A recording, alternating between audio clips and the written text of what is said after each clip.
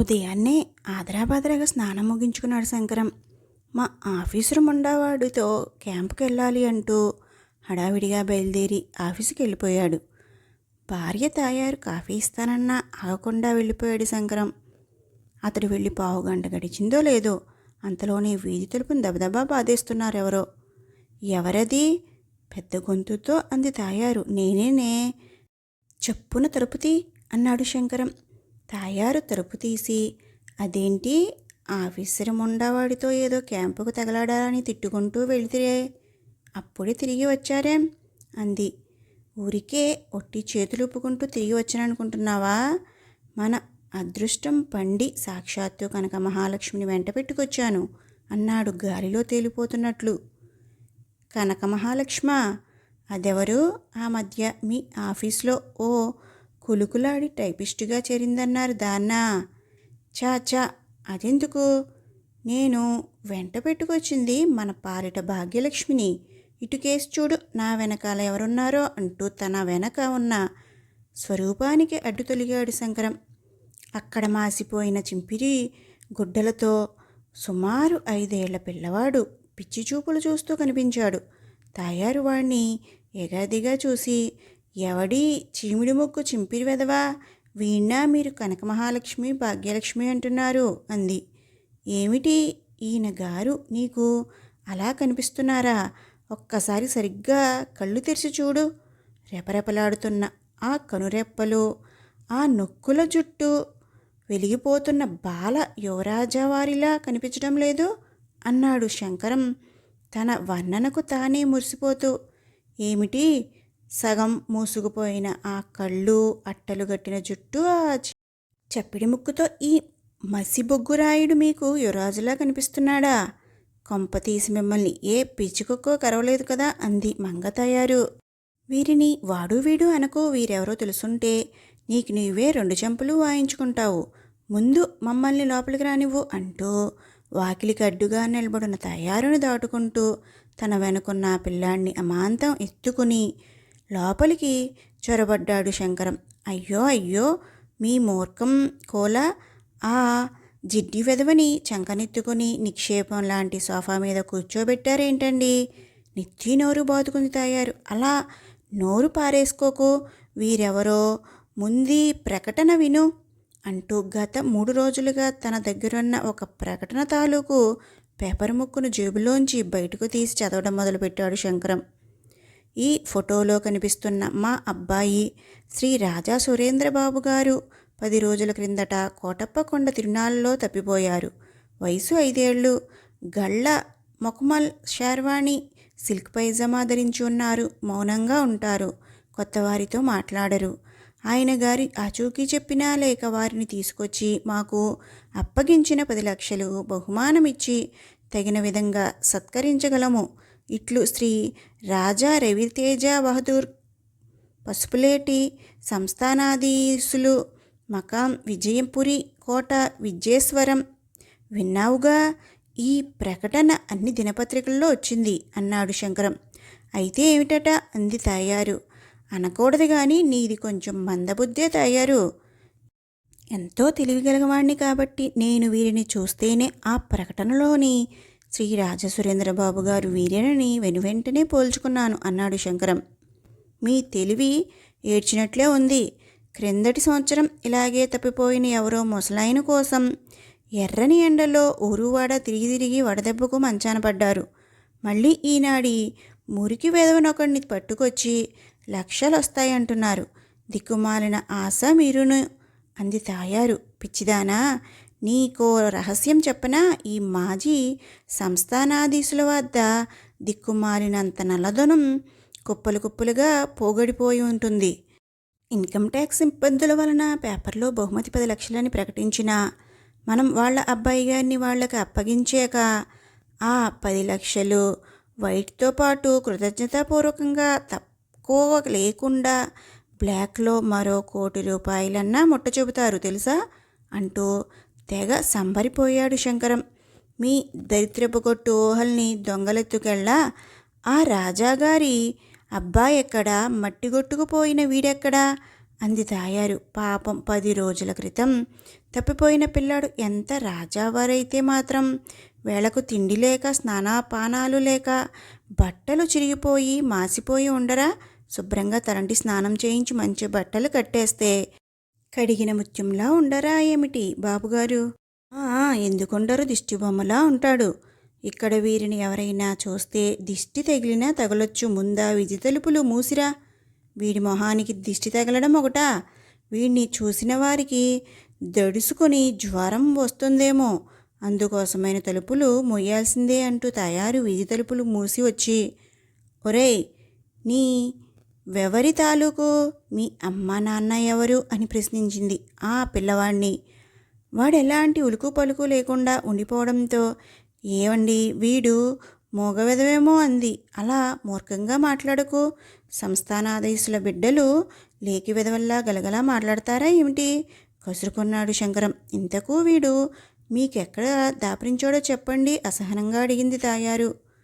దాపురించారా ఏమిటి? అసహ్యంగా ఎక్కడ దర్శనమిచ్చారు అనాలి. ఎక్కడంటే నేను ఆఫీస్కి వెళ్ళాలని బయలుదేరి మన వీధి ఆ 3వ మలుపు తిరిగానో లేదో అక్కడ ఓ మర్రి చెట్టు కింద ఈ బాబుగారు ఒంటరిగా ఉండడమే కాకుండా మౌనంగా కనిపించారు. వెంటనే వీరి దగ్గరికెళ్ళి మధ్యాహ్నం నుండి తినమని పొట్లం కట్టి ఇచ్చావే ఆ 2 లడ్లు ఈయన గారి నోటికందించి వీరిని చంకనెత్తుకుని మరిపు వేగంతో వచ్చేశాను.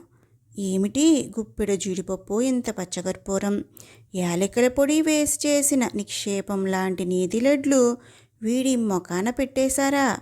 అబ్బా, అప్పటికీ నేనేదో ఆ లడ్లను ఏ మురికి గుంటలోనో గిరాటెట్టినట్లు ఫీల్ అవుతావేం?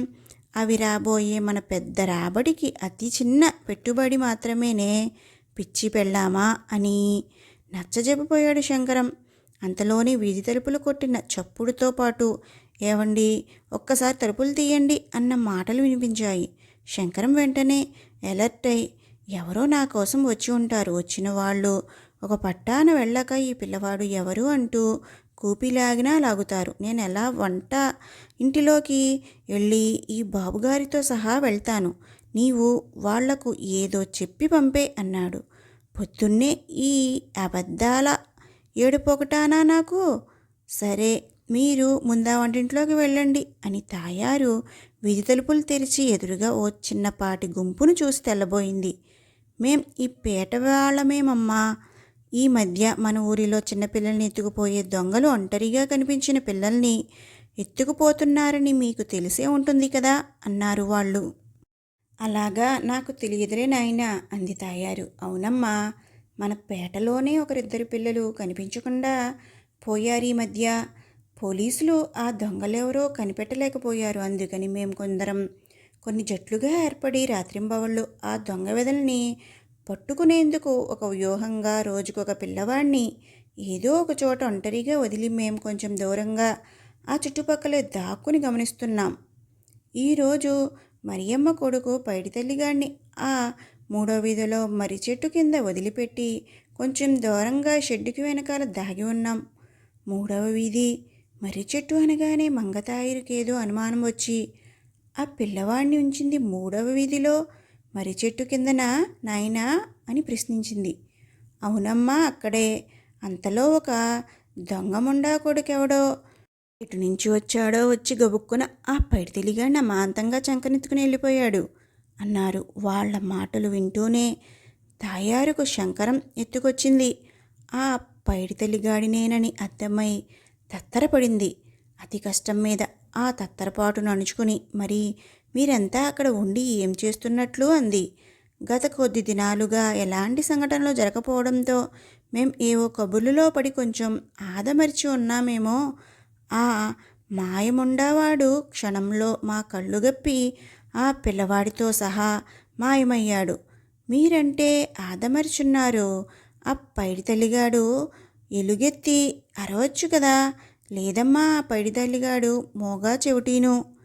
ఇహ సందేహం లేదు, ఈయన గారు కనకమహాలక్ష్మి అనుకుంటూ మోసుకొచ్చింది ఆ మోగవెదవనే అని నిశ్చయానికి వచ్చిన తయారు, ఇదిగో చూడండి అబ్బాయిలు, ఆ పైడితల్లిని ఎత్తుకుపోయిన ఆయన గారిని పిల్లల దొంగ అని ఎందుకనుకోవాలి? పాపం ఆ పిల్లవాడు ఏ తప్పిపోయిన భావనో అనుకుని వాణ్ణి వాడి తల్లిదండ్రులకు అప్పగించేందుకు తీసుకెళ్ళి ఉండొచ్చు కదా అంది. అదేం కాదండి, ఆ దొంగ చచ్చినోడు పైడితల్లి నోట్లో బలవంతంగా ఏదో కుక్కి నోరు మూయడం మాతో ఉన్న మా బుడ్డోడు గమనించాడంట. మా బుడ్డోడు ఆ విషయం మాకు చెప్పేసరికి ఆ పుండాకోరు పైడితల్లితో ఉడాయించేశాడండి. అబ్బాయిలు, నాకు తెలియక అడుగుతాను, బలవంతాన నోటిలో ఏదో కుక్కాడని ఎందుకనుకోవాలి? పాపం ఆ పిచ్చి సన్నాసి తప్పిపోయి ఏ 10 రోజులైందో ఆకలిగొని ఉంటాడని జాలితో ఏ లడ్డూ ముక్కో వాడి నోటికి అందించి ఉండవచ్చు కదా. లడ్డూ ముక్క వాడి పిండా కూడా. అది ఖచ్చితంగా ఏ మత్తుమందో అయి ఉంటుందమ్మా. వాడు దొరికి ఉంటే ఈ పాటికి వాడి పెడరెక్కలు విడిచి ఆ మర్రి చెట్టుకే కట్టేసి చితకబాది ఆ తరువాత పోలీసులకు అప్పజెప్పేవాళ్ళం. అంతెందుకులే బాబు, పాపం కర్మకాలి ఆయన గారేం పొరబడ్డారో. పోనీ ఆయన గారు ఎక్కడైనా కనబడితే మీరు గుర్తుపట్టగలరా? ప్రశ్నించింది తాయారు. లేదమ్మా, మేం దూరంగా ఉండడంతో మా బొడ్డోడు కూడా వాడి రూపు గుర్తించలేకపోయాడు. కానీ ఆ రెండో వీధిలో మా అమ్మగారొకరు పిల్లవాణ్ణి చంకనెత్తుకుని ఒకడు పరుగు పరుగున మలుపు తిరిగి ఈ వీధిలోకి మళ్ళడం చూశానని చెప్పింది. కొంపతీసి అతనెవరో తనకు తెలుసని చెప్పిందా? కంగారు పడుతూ అడిగింది తాయారు. వాడెవరో తనకు తెలియదట, కానీ వాడి ఆనవాళ్లు చెప్పింది. కొంచెం బక్కపలచగా ఫ్రెంచి మీసంతోనూ 6 నెలలుగా క్షవరానికి నోచుకొని లప్పెడు జుట్టుతోనూ ప్యాంటులోకి చొక్కాను టక్ చేసుకుని ఉన్నాడట. అలాంటి వ్యక్తిని మరెవరైనా చూశారేమోనని ప్రతి వాళ్ళని వాకపు చేసుకుంటూ ఇలా వస్తున్నాం. మీకు కానీ అలాంటి వ్యక్తి కనిపించాడా అని అడగడానికి మీ తలుపు తట్టాం అన్నారు వాళ్ళు. ఇంతకు ముందు వరకు నేను మా వాకిట్లోనే పాలవాడి కోసం ఎదురుచూస్తూ ఇక్కడే ఉన్నాను. మీరు చెబుతున్న పోలికలున్న పెద్ద మనిషి ఎవ్వరూ నాకు కనిపించలేదు అంది తాయారు. ఆ దగుల్బాజీ వెదోని పెద్ద మనిషి అనడం ఎందుకులేండి. ఒకవేళ అలాంటి ఆనవాళ్లున్న వ్యక్తి కనిపిస్తే మేము ఈ ప్రాంతాన్నే ఉంటాం. ఎవరి చేతనైనా కబురెట్టండమ్మా అనేసి వెళ్ళిపోయారు వాళ్ళు. వాళ్ళు అటు వెళ్ళారో లేదో వీధి తలుపులు దడాన్ని మూసేసి, ఏమండోయ్ కొంప మునిగింది, మీరిలాంటి తద్దినాలే నెత్తిమీదకి తీసుకొస్తారు. వీడు సురేంద్రబాబు కాదు, చుట్టబండలు కాదు, ఆ మరియమ్మ కొడుకు పైడితల్లిగాడట. ఆ వంటింట్లోంచి బయటకు తగలడండి ఇంకా అంది తాయారు. శంకరం పిల్లిలా వంటింట్లోంచి హాల్లోకి వచ్చి అంతా నాకు వినిపించింది అన్నాడు బిక్క చచ్చుకుపోయి. మీరు అధికార విశేషాలన్నీ వాళ్లకు తెలిసిపోయాయి. మీరు వాళ్ళు కంటపడ్డారా? మిమ్మల్ని ఈడ్చుకు వెళ్ళి ఆ మర్రి చెట్టుకే కట్టేసి కొల్లబడవడం ఖాయం అంది తాయారు. శంకరం నిలువుగుడ్లేసుకుని నిల్చునిపోయాడు. తనను ఆ చెట్టుకు కట్టేసిన దృశ్యం కనిపిస్తున్నట్లే భయపడుతూ. అంతలోని వీధి తలుపు కొడుతున్న శబ్దం వినపంచడంతో, అదిగో వాళ్ళే మళ్ళీ వచ్చినట్లున్నారు, మీరు వంటింట్లోకి వెళ్ళండి అంది. శంకరం మళ్ళీ వంటింట్లోకి పరిగెత్తాడు. ఎవరు బాబు అంటూ మంగతాయారు వీధి తలుపు తీసేపాటికి శంకరం ఆఫీస్ జవాను మస్తానయ్య కనిపించాడు ఎదురుగా. నీవా మస్తానయ్యా? ఏమిటి ఇంత పొద్దున్నే వచ్చావు అని ప్రశ్నించింది. ఏమిటమ్మా, అయ్యగారు క్యాంపుకి వెళ్ళాలి, పొద్దునే రమ్మంటే శంకరం గారు రాలేదు. ఈయన రానందుకు ఆయన గారు అగ్గు మీద గుగ్గిలం అయిపోతున్నారు. శంకరం గారు ఎందుకు రావట్లేదో కనుక్కురమ్మని నన్ను తరిమారు. ఏరి శంకరం గారు అన్నాడు మస్తానయ్య. మస్తానయ్యకు ఏం చెప్పాలో వెంటనే స్ఫురించలేదు తయారుకు. క్షణం ఆలోచించి చటుక్కున ఒక ఉపాయం తోచడంతో, ఏం చెప్పును మస్తానయ్య? క్యాంపుకు వెళ్ళాలని స్నానం చేసేందుకు స్నానాల గదిలోకి వెళ్ళి కాలు జారి పడ్డారు. కుడి చేయి ఎముక విరిగిపోయింది. బాధతో విలవలలాడిపోయారనుకో. పాపం ఇంకేం క్యాంపుకు వస్తారు చెప్పు అంది. అయ్యో పాపం. ఏరి ఒక్కసారి శంకరం గారిని పలకరించి వెళ్ళి మా అయ్యగారికి ఈ విషయం చెబుతానంటూ మస్తానయ్య లోపలికి రావడానికి ఒక అడుగు వేయబోయాడు. ప్రమాదం గ్రహించిన మంగతాయారు, లోపల లెక్కడున్నారు? లేరు, పక్కింటి అబ్బాయి సాయంతో ఆటోలో ఆసుపత్రికి వెళ్ళారు కట్టు కట్టించుకోవడానికి అంది. కట్టు కట్టించుకొచ్చాక సాయంత్రం ఒకసారి ఆఫీసుకు వచ్చి అయ్యగారికి కనబడమనండి. మా ఆఫీసరు ఒట్టి అనుమానపు మనిషి. ఒక పట్టాన నమ్మడు ముక్కోపి ముండావాడు నిప్పులు తొక్కిన కోతిలా ఉన్నాడిప్పుటికే అని మస్తానయ్య వెళ్ళిపోయాడక్కడి నుంచి. వెంటనే వీధి తలుపులు గడియ బిగించి తాయారు హాల్లో నుండి, ఏమండోయ్, మరో పీడ వచ్చి పడింది. అంతా విన్నానులేవే, మా ఆఫీసరు అపర దూర్వాసుడు. ఇప్పుడు ఆయనకు కనిపించడం ఎలాగో అర్థం కావడం లేదు. ఏదో నీవే ఆలోచించి ఉపాయం చెప్పు తాయారు అన్నాడు శంకరం. తాయారు కొన్ని నిమిషాలు కళ్ళు మూసుకొని ఆలోచించి, మీరీ ఆనవాళ్లతో బయటికి వెళ్ళడం ప్రమాదం. ఓ పని చేద్దాం, మా అమ్మగారు గుర్తించిన మీ ఆనవాళ్ళు మాయం చేద్దాం. ముందు మీరు రేజర్తో ఆ ఫ్రెంచ్ మీసాలు తీసేయండి. మన కూరగాయలు తరిగే కత్తితో మీకు నేను గుండు చేస్తాను. ఆ ప్యాంటు షర్టు బదులు ఏనాటిదో పంచొకటుందిగా, దానిని కట్టుకొని మీ పాతలాడ్జి తొడుక్కోండి. ఇక మీరు నిశ్చింతగా బయటికి వెళ్ళవచ్చు అంది. ఏమిటి, నాకు గుండు చేస్తావా? ప్రమోషన్ వస్తే చిన్న తిరుపతి వచ్చి తలనీళ్ళు ఇస్తానని మొక్కుకొని పెంచిన జుట్టే అది అన్నాడు శంకరం.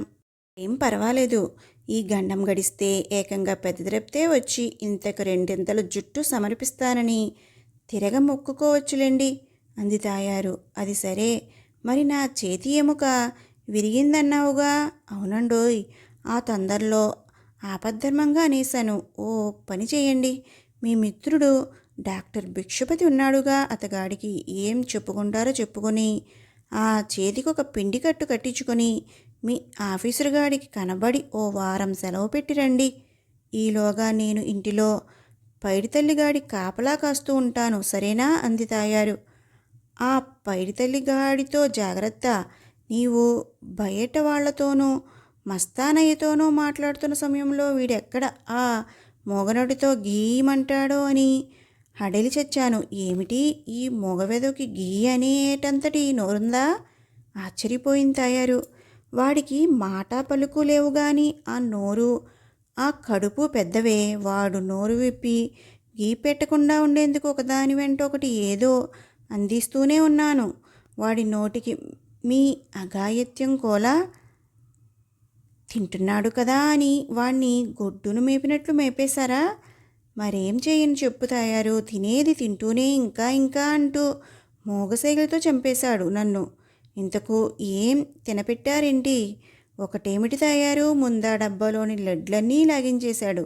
ఆ తర్వాత ఆ పక్కనున్న డ్రమ్ములో జంతికలు, కారపూస అవి అయిపోయాక ఆ వరుస డబ్బాలలో శనగపప్పు, బెల్లం, వేరుశెనగ గుళ్ళు, గోధుమ రవ్వ, బొంబాయి రవ్వ, చింతపండు, ఆవాలు, జీలకర్ర, మెంతులు, చివరికి నీవు తలంటుకోవడానికి మిల్లులో పట్టించుకొచ్చావే ఆ సున్ని పిండిని కూడా వదలలేదు వాడు. శంకరం చెప్పినదంతా విని తాయారు నెత్తినోరు కొట్టుకుంటూ, ఈ నెలకు సరిపడా తెచ్చుకున్న సరుకులన్నీ మింగేశాడా? వాడు తింటున్నాడే అనుకోండి, వాడి ముందు వాటిని మీరెందుకు పేచినట్టు అని అంది. ఏం చెయ్యను తాయారు, వాడు నోరు తెరిచి బేరమన్నాడంటే చుట్టుపక్కల వాళ్ళు వచ్చి మన తలుపులు తీయించి వాడిని ఫలానా అని గుర్తిస్తే ఆ విషయం పోలీసుల వరకు వెళ్తుంది. ఇక మనపై కిడ్నాప్ కేసు, జైలు, ఆ పైన నా ఉద్యోగం ఊడిపోవడం. జైలు నుండి వచ్చాక మనిద్దరం వంటలకెళ్ళడమే మిగిలేది. అమ్మో వద్దులేండి, ఏదో ఉపాయం ఆలోచించి వీడిని వదిలించుకుందాం. ఈలోగా మీరు మీ ఆఫీసర్ని కలిసి రండి అంది. పైడితల్లిగాడితో జాగ్రత్త సుమి, ఏమీ దొరక్కుంటే నీ కాలు చెయ్యి తినేస్తాడు అంటూ శంకరం బయటికి వెళ్ళాడు. తాయారు వీధి తలుపులు గడియపెట్టి వచ్చి అలా సోఫాలో వాలిపోయింది. ఒక పావు గంట గడిచిందో లేదో మళ్ళీ ఎవరో వీధి తలుపు కొడుతున్న శబ్దం.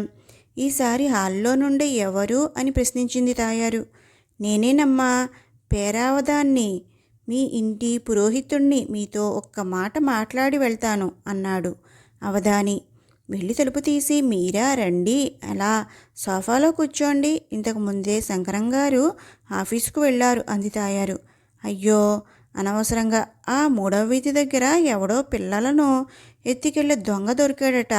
వాణ్ణి ఆ మర్రి చెట్టు కట్టేసి చితకబాదుతున్నారు. అదిగో ఆ చోద్యం చూస్తూ ఒక పావు గంట అక్కడ ఆగిపోయాను. లేకుంటే శంకరం గారిని కలిసేవాణ్ణి అన్నాడు. కొంపతీసి ఆ దొరికింది శంకరం ఏమో అని భయంతో వణికిపోయి మాట పలుకు లేకుండా అలా నిలిచిపోయింది తాయారు.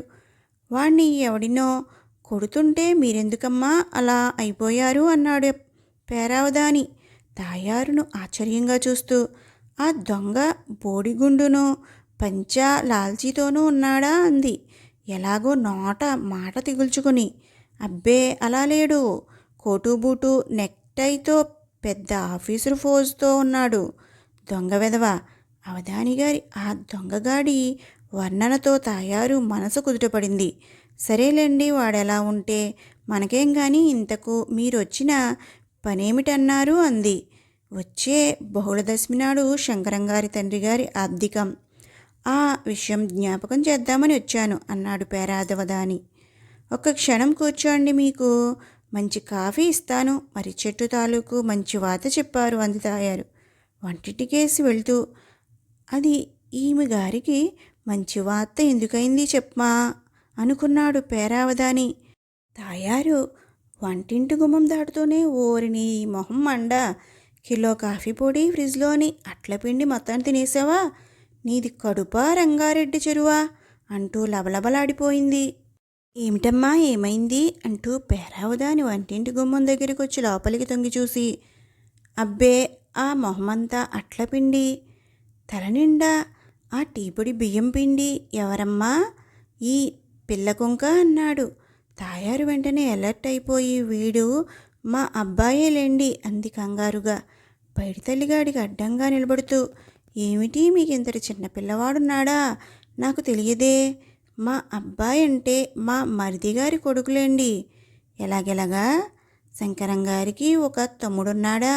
మరి గత 4 సంవత్సరాలుగా ఆయన గారు మీ మామగారి ఆబ్దికాలకేనాడు వచ్చిన దాఖలాలు లేవే అన్నాడు పేరావదాని. మరిదిగారంటే మా పిన్నమామగారి కొడుకులేండి. ఓహో అలా మరిదిగారా, సరేనమ్మా, ఇంకా నాకేం కాఫీ ఇస్తావులే అంటూ పేరావదాని వెళ్ళిపోయాడు. తాయారు వీధి తలుపులు తెరిచిపెట్టి ఎక్కడున్నావు అంటూ లోపలికొచ్చి తలుపు గడియ వేసి హాలులోకి వచ్చిన శంకరానికి ముక్కుకు ఒక గుడ్డ అడ్డంగా కట్టుకున్న తాయారును చూసి, ఏమిటి వేషం అన్నాడు. ఏమిటా, నా శ్రాద్ధము చెంటు బండలును తలుపులు మోయటానికి ఈ డయేరియా వెధవ సంధిస్తేనా? పొద్దున్నంతా అలా మేసేశాడా, మధ్యాహ్నం నుంచి మొదలెట్టాడు ఒకటే విరోచనాలు. వంటిల్లంతా పాయిగానా చేసేశాడు. ఎత్తిపోయడానికే సరిపోయింది నాకు, డోకులు పుట్టి చచ్చిస్తున్నాను అంది తాయారు. పోనీ ఇప్పటికైనా ఆపాడా అన్నాడు శంకరం. ప్రస్తుతానికి నిద్రకు పడ్డాడు, లేచాడా రెండో విడత మొదలు పెడతాడేమో, ఇక నా వల్ల కాదు, మీరు ఎత్తిపోయాల్సిందే. అంతలోనే వీధిలోంచి ఇది శంకరంగారిల్లేనా అని ఒక కేక వినిపించింది. అవును శంకరంగారిల్లే, ఎవరు మీరు అంది తాయారు గొంతు బయటకు వినిపించేలా. నేను 1 టౌన్ పోలీస్ స్టేషన్ కానిస్టేబుల్ 109ని. తలుపు తెరవండి. కొంపతీసి మరీ పైడితల్లిగాడిని తీసుకొచ్చిన సంగతి పోలీస్ స్టేషన్కి తెలిసిపోయిందో ఏమో, లేకుంటే పోలీసులు ఎందుకు వస్తాడు, ఇల్లంతా వెతుకుతాడేమో. మీరు వెంటనే పైడిగలి తల్లిగాడిని చంకనెత్తుకుని పెరటిలోనే బొగ్గులు పాకలోకి వెళ్ళండి అంది తాయారు చిన్న గొంతుకతో. శంకరం అటు వెళ్ళాక వెళ్ళి వీధి తలుపు తెరిచి, నమస్కారం కానిస్టేబుల్ గారు అంది. నమస్కారాలు అక్కర్లేదు అన్నాడతను కటువుగా. వీడెవడో కోపిష్టిముండా కొడుకులా ఉన్నాడే అనుకుని, మేమేం నేరం చేయలేదు కానిస్టేబుల్ గారు, కావాలంటే మేమే స్టేషన్కి వచ్చి ఇన్స్పెక్టర్ గారికి నమస్కరించి అంతా విన్నవించుకుంటాం అంది తాయారు. లేదు, మా ఇన్స్పెక్టర్ గారే మీ ఇంటికి వస్తారు. అయ్యో అంత పెద్దవారు మా ఇంటికి రావడం ఎందుకు, మేమే వస్తాం అంది తాయారు. జేబులో నుంచి ఒక కాగితం తీసి చూసి, మీ పేరు తాయారమ్మగారేనా అన్నాడు కానిస్టేబుల్. నా పేరు తాయారే. నా పేరుతో ఏం పనొచ్చింది కానిస్టేబుల్ గారు అంది వణికిపోతూ. ఎందుకో సాయంత్రం మా ఇన్స్పెక్టర్ గారు మీ ఇంటికొస్తారుగా, అప్పుడు తెలుస్తుంది. సాయంత్రం మీకు ఇంటి పట్టునే ఉండండి, ఎక్కడికి వెళ్ళకండి, తర్వాత మీ ఇష్టం అనేసి కానిస్టేబుల్ వెళ్ళిపోయాడు. అతడు అలా వెళ్ళిపోగానే తాయారు బొగ్గుల పాక దగ్గరికి వెళ్ళి, ఏమండోయ్, మీ పేరే కాదు నా పేరు కూడా పోలీసుల చీటాలోకి వెక్కింది. ఇక మనిద్దరికీ జమిలిగా జైలు ఖాయం ఉంది అంది. ముందా వీధి తలుపులు మూసిరా అన్నాడు శంకరం. ఆ బొగ్గులపాక నుండి బయటకొస్తూ, మన బతుకులు పోలీస్ స్టేషన్ పాలయ్యాక ఇంకా తలుపులు మూసుకోవడం ఎందుకు అంది తాయారు. నిజమేనే తాయారు, మనలను ఇక ఆ శ్రీమన్నారాయణమూర్తే రక్షించాలి అన్నాడు శంకరం చేతులు పైకి చూపుతూ. శంకరం నోట శ్రీ నారాయణమూర్తి అన్నమాట వినపడడంతోనే తాయారు కళ్ళ ముందుకు మెరుపు మెరిసినట్లే ఒక్కసారిగా తన అన్నయ్య నారాయణమూర్తి జ్ఞాపకానికి వచ్చాడు. భలే జ్ఞాపకం చేశారండి, మా అన్నయ్యే ఈ గండం నుండి మనల్ని కాపాడగలడు. ఉండండి, నేను వెంటనే పక్క వీధికెళ్ళి ఇందిరాశాస్త్రి గారి షాప్ నుండి రూపాయి ఫోన్ కాయిన్ బాక్స్ నుండి అన్నయ్యతో మాట్లాడి వెంటనే రమ్మంటాను. ఈలోగా మీరు జాగ్రత్త. ఈ వెధవ నిద్రలేస్తే ఇంట్లో ఇంకేమీ లేవు, ఎండుమిరపకాయలు తప్ప. వాటినే వాడి ముందు పెట్టండి అంటూ తాయారు బయటికెళ్ళి ఫోన్ చేసి తిరిగి వచ్చింది. ఓ పావుగంటలో. మీ అన్నయ్య ఫోన్లో దొరికాడా? ఏమన్నాడు అన్నాడు శంకరం ఆదుద్దాగా. అంతా విని ఈనాడే టౌన్ హాల్లో ఘనంగా మీకు పౌర సన్మానం ఏర్పాటు చేయిస్తానన్నారు అంది వెటకారంగా. అబ్బా, అలా నన్ను కొల్లబడవక. ఏమన్నాడో చెప్పు తాయారు. నేను ఆయనకు ఫోన్ చేస్తున్నపాటికే ఏదో పనిపడి ఆయనే ఈ ఊరు వస్తున్నట్ట. బస్సులో ఉన్నాడు. మరో అరగంటలో మన ఇంటికి రావచ్చు. రానియండి, ఏం చేస్తాడో చూద్దాం అంది. ఆ గంటకాలం ముళ్ళ మీద కూర్చున్నట్లుంది శంకరానికి. దగ్గరగా ఉన్న వీధి తలుపు నెట్టుకుని నారాయణమూర్తి వాళ్ళ ఇంట్లోకి రావడంతో శంకరం తత్తరపాటుతో వంటింట్లోకి పారిపోబోయాడు. తాయారు అడ్డుపడి, మీ పిచ్చిమేళం కోలా వచ్చింది, మా అన్నయ్యండి అంది. బావగారు ఈ గెటప్లో వీధి భాగవతార్లా భలే ఉన్నారు అని వేళాకోళం చేశాడు. అది సరే, బస్సు దిగుతూనే పోలీస్ స్టేషన్కి వెళ్ళి ఇన్స్పెక్టర్కు అంతా చెప్పాను. అతగాడు ఏ క్షణానైనా వస్తాడు, రెడీగా ఉండండి అన్నాడు నారాయణమూర్తి. ఏమిటిరా అన్నయ్య, నీవేదో రక్షిస్తావనుకుంటే నీవే చేజేతులా మమ్మల్ని పోలీసులకు పట్టిస్తావా అంది తాయారు ఏడుపు ముఖంతో. నారాయణమూర్తి నవ్వి, భలే వారర్రా మీరు. ఆ ఇన్స్పెక్టర్ ఎవరనుకున్నారు? మా మూడవ బావమర్ది కొడుకే. పేరు శివరాం. ఈ మధ్య ఈ ఊరు బదిలీపై వచ్చాడు. మీరిక్కడ ఉన్నారని ఆ మధ్య నా దగ్గరికి వస్తే చెప్పాను మిమ్మల్ని కలవాలని. మీ ఇల్లెక్కడో తెలుసుకురమ్మని కానిస్టేబుల్ని పంపాడట కదా అన్నాడు. ఒక్కసారి గుండెలపైన భారం దిగిపోయినట్లు తాయారు. ఇందుకా కానిస్టేబుల్ వచ్చింది? ఎందుకోనని హడిలి చచ్చాం అంది. అంతలోనే ఇన్స్పెక్టర్ శివరాం లోపలికొచ్చి శంకరానికి తయారుకు వంగి వాళ్ళ కాళ్ళకు నమస్కారం పెట్టాడు. నాయనా, నిన్ను ఎప్పుడో తప్పుడు చూశాను, ఇంత వాడివయ్యావు అంది తాయారు విప్పారిన మోముతో. శంకరం ముద్దాయిలా లేచి నిలబడి, అయ్యా ఇన్స్పెక్టర్ గారు, నా మూలంగా ఈ నేరం జరిగింది, నన్ను క్షమించండి అన్నాడు. బాబాయ్ గారు, నన్ను గారు అనకండి. అయినా మీరేం నేరం చేయలేదు, ఏదో అతి ఉత్సాహంతో వ్యవహరించారంతే అన్నాడు శివరాం. అంతే నాయనా, అంతే అంది తాయారు. చూడండి బాబాయ్ గారు, తప్పిపోయిన వారు దొరికితే మానవతా దృష్టితో వారిని వాళ్లకు చేర్చడమో లేకుంటే పోలీస్ స్టేషన్కు అప్పచెప్పడమో చేయాలి. అంతేగాని బహుమానాల వ్యామోహంతో వెంపలాడడం తగని పని కదండి అన్నాడు శివరాం. అవునాయనా, చిన్నవాడివైనా పెద్ద మాట చెప్పావు అంది తాయారు. మీరేం భయపడకండి, ఈ పిల్లవాడు దొరికాడని ఎవరో మాకు అప్పగించారని చెప్పి జీపులో తీసుకెళ్లి వాళ్ళకు అప్పగిస్తాను, సరేనా అన్నాడు శివరాం. సంతోషం నాయనా, చాలా సంతోషం అంటూ తాయారు వంటింట్లోకి వెళ్ళి నిద్రపోతున్న పైడితల్లిని చంకనెత్తుకొచ్చి శివరాంకు అప్పచెప్పింది. నారాయణమూర్తి శంకరంతో, బావగారు ఇకనైనా ఈ తప్పిపోయిన వారిని వెతికి పట్టుకునే ఆశపోతోద్యమానికి స్వస్తి చెబుతారా అన్నాడు. ఇంకానా చెంపలు వేసుకున్నాడు శంకరం.